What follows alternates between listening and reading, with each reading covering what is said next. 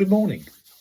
It's Monday and it's a bit chilly outside in comparison to the last few days.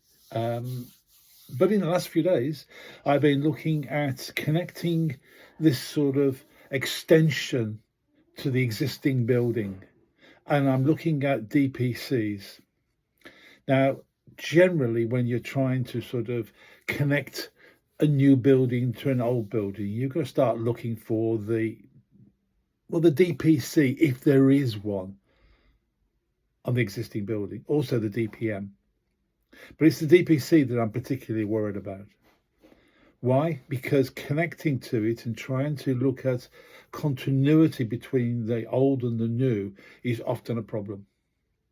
I've always found that looking at the older building and sorting out the many problems that that building may have is the best approach, because connecting to the existing building is sometimes fraught with problems in terms of connection and continuity, as I said. So we need to go through and sort out all the many problems that older building has.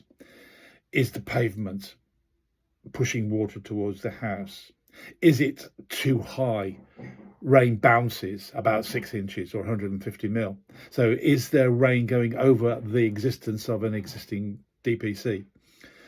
Also, is the DPC brickwork, in other words, 2 courses of blue brick? Or is it a chemical system because there was none in the existing building? So all these need to be sorted out. Rainwater pipes, are they leaking in any way? Is the gutter leaking and dripping over? Everything that is connected with the existing building needs to be sorted.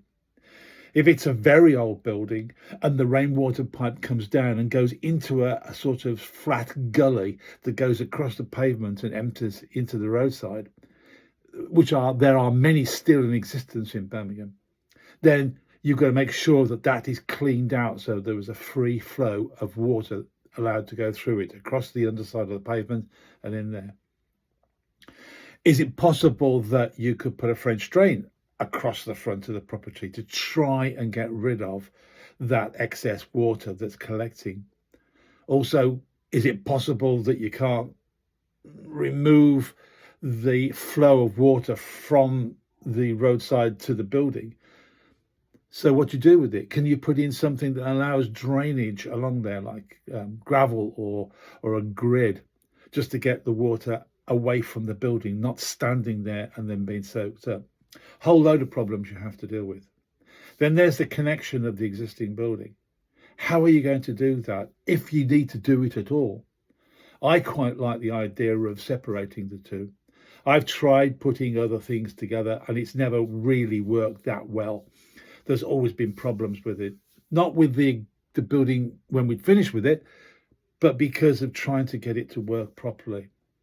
If you're putting an existing if you are laying a new slab against an existing wall, then there is a problem of trying to connect up to the DPC. That's an external wall. So the only way I ever found of doing it was to lay the DPC in the normal manner and then turn it up the wall and bond it with RIW. That seems to work. Then put your insulation down and whatever and concrete on top of that. It works reasonably well. But sometimes connecting the two isn't a good idea. I like the idea of putting in the two with a gap in between that allows you to put some form of fill in there, rock wool or an expansion material.